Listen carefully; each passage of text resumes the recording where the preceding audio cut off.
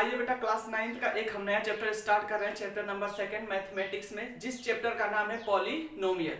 ये बेटा आप लोगों के लिए कोई नया चैप्टर नहीं है, जब आप क्लास 8th में भी रहे होंगे तब भी पॉलिनोमियल चैप्टर पढ़े होंगे, लेकिन उसमें कुछ दूसरे नाम से उस चैप्टर का नाम था। जैसे उस चैप्टर का नाम था coefficient and degree and coefficient करके ऐसे एक चैप्टर था, exponent and power, sorry exponent and power के नाम से वो चैप्टर आप लोगों के क्लास 8th में था, जिसमें आप लोगों को इसके बारे में बेसिक जानकारियां दी गई थी। लेकिन आप क्लास 9th के स्टूडेंट हैं तो आप लोगों को थोड़ा सा स्टैंडर्ड इसमें पढ़ना है। तो सबसे पहले हम लोग जब भी किसी चैप्टर में इंटर करेंगे बेटा, तो मैंने पहले ही बताया है कि आप लोग उस चैप्टर से रिलेटेड कंटेंट बना लिया करिए, ताकि आप लोगों को ये पता चल सके कि हमें इस चैप्टर में किन किन चीजों के बारे में पढ़ना है। तो सबसे पहले बेटा आप लोगों को पॉलिनोमियल में पढ़ना है, पॉलिनोमियल यानी पॉलिनोमियल होता क्या है।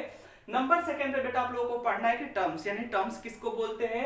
नंबर 3 पे पढ़ना है बेटा डिग्री, डिग्री किसको बोलते हैं। टाइप्स ऑफ पॉलिनोमियल, पॉलिनोमियल के टाइप कितने होते हैं, कोफिशिएंट्स क्या होते हैं, और उन पर वैल्यू बेस्ड हम लोग क्वेश्चन करेंगे। बहुत ज्यादा टॉपिक नहीं है, आइए एक एक टॉपिक को हम लोग आसानी से समझते हैं। तो सबसे पहले हम लोग बात करेंगे कि बेटा पॉलिनोमियल किसको बोलते हैं। तो पॉलिनोमियल बेटा जो होता है वो दो चीजों से मिलकर के बना होता है, एक तो पॉली और दूसरा नोमियल। पॉली मतलब होता है बेटा बहुत सारे, यानी मेनी, यानी इसका मतलब होता है बेटा मेनी, और नोमियल मतलब होता है बेटा टर्म्स, यानी जिसमें बहुत सारे टर्म्स होंगे उसको हम लोग क्या बोलेंगे, पॉलिनोमियल। अब कोई बच्चा उठा और ये बोला कि सर हमें तो ये पता चल गया कि बहुत सारे टर्म हैं, तो उसको हम लोग पॉलिनोमियल बोलेंगे। लेकिन आप ये बताइए कि पॉलिनोमियल में ये टर्म क्या होते हैं।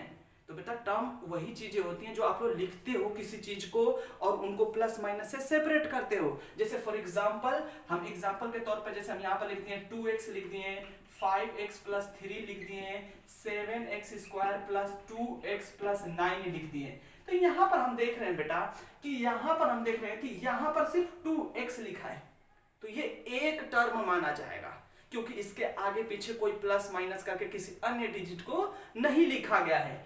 अब हम सेकेंड पे आते बेटा, तो इस पे लिखा है 5x + 3, यानी इसमें दो टर्म होंगे बेटा, क्योंकि प्लस के एक इधर और प्लस के उधर एक है, यानी दो टर्म हो गए इसमें।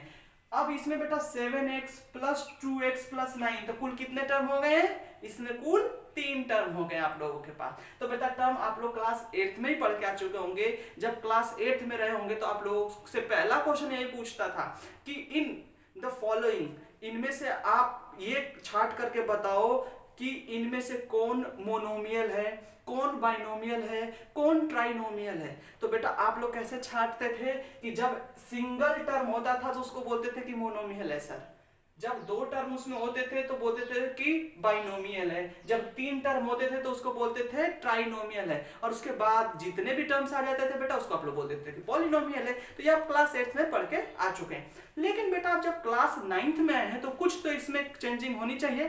तो आइए सबसे पहले हम लोग बात समझते हैं टर्म्स के बारे में। तो टर्म तो हम लोग समझ गए कि कैसे होते हैं, एक टर्म होता है, दो टर्म होते हैं, 3 टर्म होते हैं, और बहुत सारे टर्म्स के ऐसे पॉलिनोमियल बनाए जाते हैं।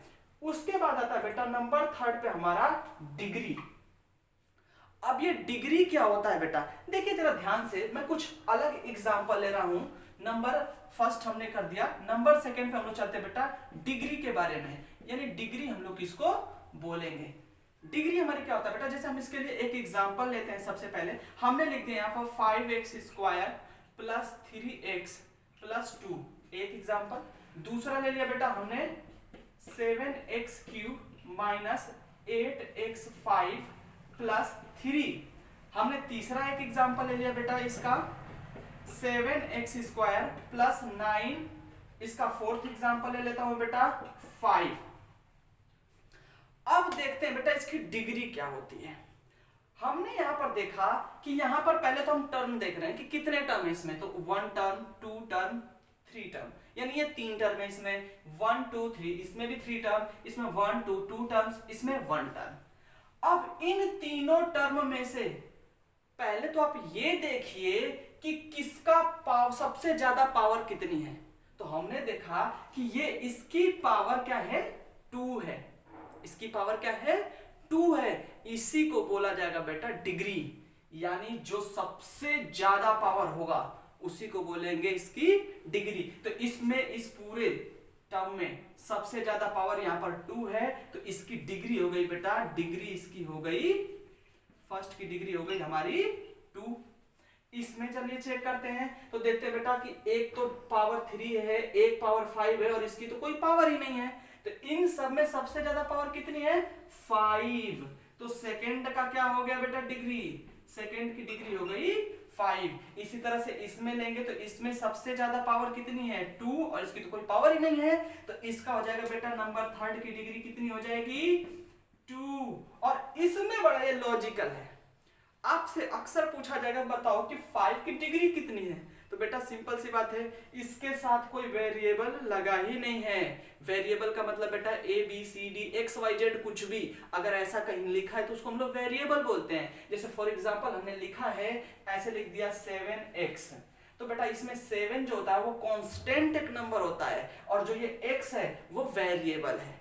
और कोफिशिएंट सॉरी कांस्टेंट और वेरिएबल से ही मिलकर के कोई पॉलिनोमियल बनता है। तो इसके साथ तो कोई एक्स वाई जेड लगा नहीं है, तो बेटा आप इसके साथ अगर एक्स वाई जेड नहीं लगा तो इसकी डिग्री 1 होगी, सॉरी 0 होगी। इसकी डिग्री क्या होगी? 0 होगी। कैसे 0 होगी? देखो बेटा हम इसके साथ ऐसे x to the power 0 a से लेकर के z तक कोई भी अल्फाबेट लेके उसकी पावर 0 कर दीजिएगा। और आप लोग क्लास 8th में पढ़ के आ चुके होंगे कि अगर किसी का पावर 0 कर दोगे तो उसकी वैल्यू बेटा 1 हो जाती है।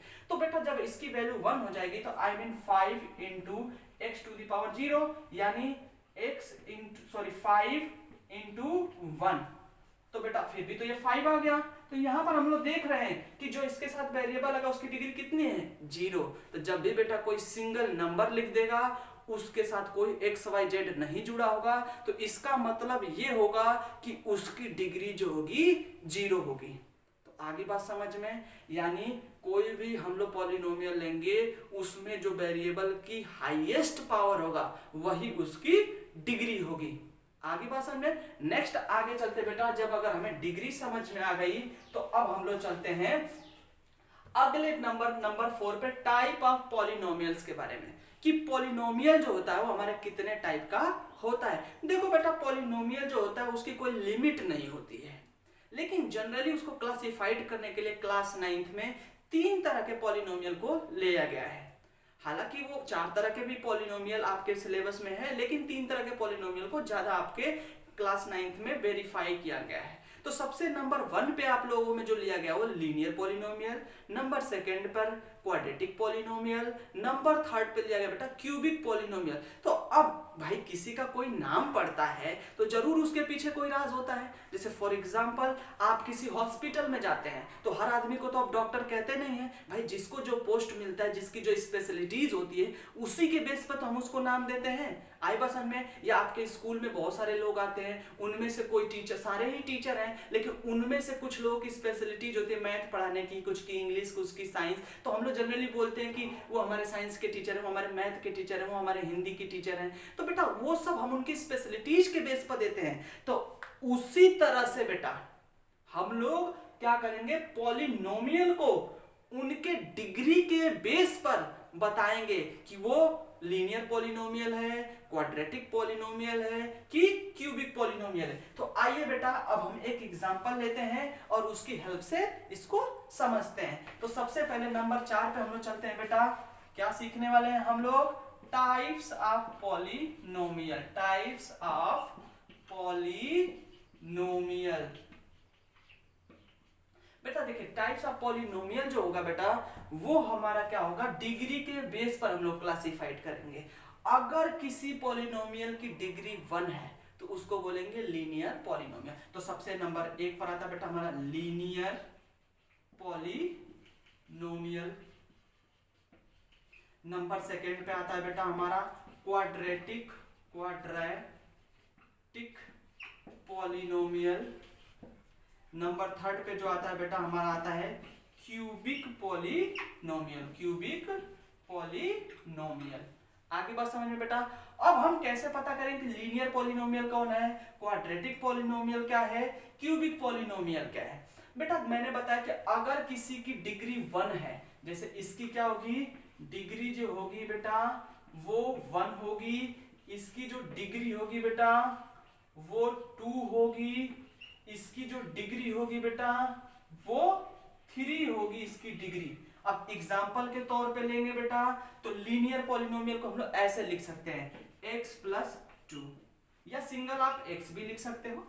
देखो इसकी जिसके ऊपर कोई पावर नहीं उसके ऊपर पावर 1 माना जाता है, तो बेटा इसकी डिग्री कितनी हो गई 1। तो ये किसका एग्जाम्पल है, लीनियर पॉलिनोमियल का। किसका है, लीनियर पॉलिनोमियल का ये क्या है हमारा एग्जाम्पल है। क्यों, क्योंकि इसकी जो डिग्री है वो 1 है। आगे बस हमें दूसरा एग्जांपल लेंगे बेटा x square plus 5x plus 7।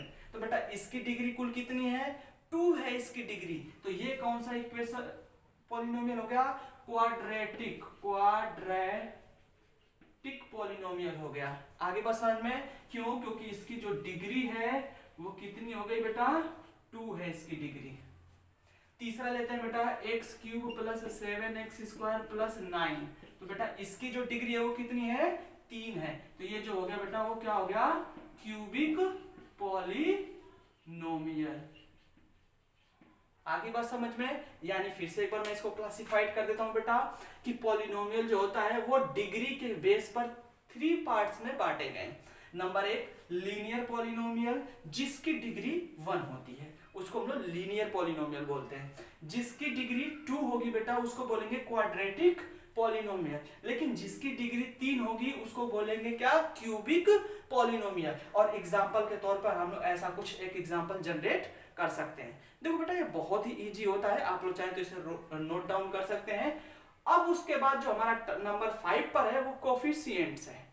लेकिन कोफिशिएंट पे जाने से पहले बेटा एक स्पेशल टाइप के पॉलिनोमियल के बारे में हम आप लोगों को बताना चाहेंगे जिसका नाम है जीरो पॉलिनोमियल। हालांकि क्लास 9th में इतना ज्यादा इसकी कोई वैल्यू नहीं है, आप जब क्लास 10th में जाएंगे या हायर क्लास में जाएंगे तो थोड़ा सा उसके बारे में जिक्र किया जाएगा। तो आइए हम लोग सबसे पहले देखते हैं कि हमारा जीरो पॉलिनोमियल क्या होता है। आप लोग इसे नोट डाउन कर लिए होंगे, मैं इसे रफ कर रहा हूं। चलिए बेटा अब हम लोग देखते हैं जीरो पॉलिनोमियल क्या होता है। जीरो पॉलिनोमियल, देखो बेटा अभी मैंने बताया कि जिसकी डिग्री 0 हो गए वो जीरो पॉलिनोमियल।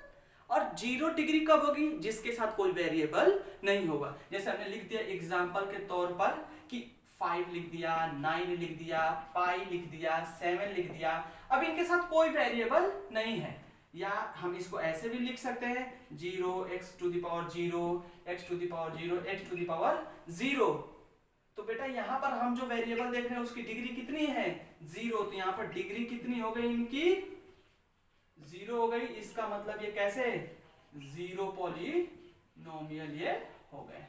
आगे बात सामने, तो जीरो पॉलिनोमियल हमें पता चल गया।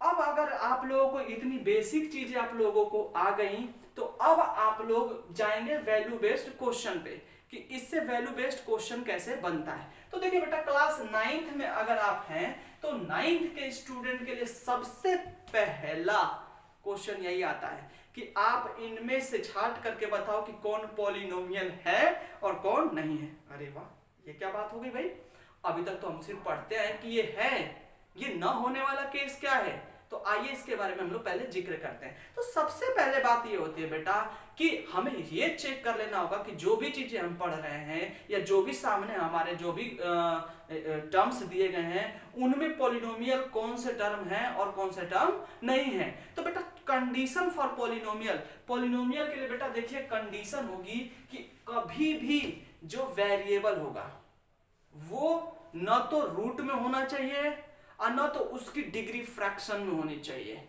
और न तो वो खुद फ्रैक्शन में होना चाहिए। फॉर एग्जांपल मैंने बताया कि कंडीशन फॉर पॉलिनोमियल के लिए, तो चलिए हम कुछ एग्जांपल्स लेते हैं 10-12 एग्जांपल। लेकिन सबसे पहले ये देख लीजिएगा बेटा पहला कंडीशन हमारा क्या होगा कि ये कभी रूट में नहीं हो सकते, रूट में नहीं होने चाहिए। नंबर सेकेंड बेटा ये फ्रैक्शन में नहीं होने चाहिए, फ्रैक्शन में इनकी डिग्री नहीं होनी चाहिए, डिग्री फ्रैक्शन डिग्री नहीं होनी चाहिए। और ना तो ये नंबर खुद फ्रैक्शन में होने चाहिए, ना तो ये वेरिएबल ही फ्रैक्शन में नहीं होने चाहिए। जैसे फॉर एग्जांपल, अब एग्जांपल के तौर पे ले लिया एक्स स्क्वायर 7x रूट में x प्लस 5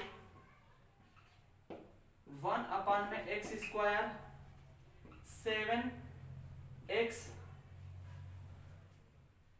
3 रूट में x के पावर 4 3x स्क्वायर 5x के पावर 1/2 9x 3/2। आइए अब हम इसमें पहले चेक करते हैं कि कौन पॉलिनोमियल है और कौन पॉलिनोमियल नहीं है। तो सबसे पहले मैंने आप लोगों को यही बताया बेटा कि अगर कहीं भी जो डिग्री है वो कभी भी फ्रैक्शन में नहीं होनी चाहिए। अगर कहीं फ्रैक्शन में डिग्री है इसका मतलब कि वो पॉलिनोमियल नहीं है, नंबर एक। दूसरी बात, जो वेरिएबल है वो कभी फ्रैक्शन में नहीं होना चाहिए, डिवाइड में डिनोमिनेटर में नहीं होना चाहिए। नंबर थर्ड, जो ये रूट में हो, अगर कोई भी वेरिएबल रूट में होगा तब भी वो पॉलिनोमियल नहीं हो सकता। यानी 3 है, रूट में नहीं होना चाहिए, डिग्री फ्रैक्शन में नहीं होना चाहिए और वेरिएबल खुद फ्रैक्शन में नहीं होना चाहिए। जैसे फॉर एग्जांपल इसको चेक करते हैं तो यहाँ पर एक्स स्क्वायर ये जो वेरिएबल है उसकी डिग्री जो है ना तो फ्रैक्शन में है और ना तो वेरिएबल रूट में है और ना तो ये खुद नंबर फ्रैक्शन में। इसका मतलब ये पॉलिनोमियल है, पॉलिनोमियल है। दूसरे नंबर पर ये भी देखो बेटा, ये जो पूरा टर्म है ना तो ये रूट में है ना तो फ्रैक्शन में है, तो ये भी पॉलिनोमियल है। लेकिन यहां पर वेरिएबल क्या है, रूट में हो गया, इसका मतलब कि ये पॉलिनोमियल नहीं है। यहां पर देखिए बेटा, ये जो नंबर है वो फ्रैक्शन में है। क्या है, फ्रैक्शन में, नीचे है, डिनोमिनेटर है, इसका मतलब कि ये भी पॉलिनोमियल नहीं हो सकता। ये भी देखो बेटा, ये पॉलिनोमियल हो सकता है क्योंकि इसकी डिग्री बिल्कुल साफ है। इसमें देखो बेटा, अब आप लोग कहेंगे कि ये तो पॉलिनोमियल नहीं है। क्यों नहीं है, क्योंकि सर अभी आपने बताया कि ये तो रूट में है। लेकिन बेटा जरा ध्यान देखिए, क्या इसके अंदर ऐसी कैपेसिटी है कि रूट से बाहर आ सकता है? तो आप लोग जरा देखिए, इसके अंदर ये जो डिग्री है बेटा वो क्या है, इवन नंबर में है। तो इवन नंबर में है तो ये रूट से बाहर निकल जाएगा। यानी हम इसको ऐसे भी तो लिख सकते हैं रूट के अंदर x into x into x into x. अब बेटा दो का पेयर बनाएंगे तो x इंटू एक्स यानी एक्स स्क्वायर, देखो बाहर निकल गया। इसका मतलब कि ये पॉलिनोमियल है, ये भी पॉलिनोमियल है, ये पॉलिनोमियल नहीं है। क्यों नहीं है बेटा, क्योंकि इनकी जो डिग्री है वो देखो बेटा फ्रैक्शन में है, तो ये भी पॉलिनोमियल नहीं है। इसकी भी डिग्री फ्रैक्शन में है तो ये भी पॉलिनोमियल नहीं है। तो वैल्यू बेस्ड का सबसे पहला क्वेश्चन यही आता है। आगे के जो क्वेश्चन जिस टाइप के आते हैं बेटा, आइए पहले हम उनका एक कंटेंट बनाते हैं और फिर उसको हम लोग आसानी से समझते हैं। तो सबसे पहले इस वीडियो को हम यही समाप्त करते हैं। अगले किस तरह के क्वेश्चन आपके क्लास 9th में होंगे उसको हम लोग अगले वीडियो में देखते हैं। Thank you so much. और अगर जो भी चीजें ना समझ में आई हो, वीडियो को पॉज या रिज्यूम करके आप लोग फिर से देख लीजिएगा, ठीक है।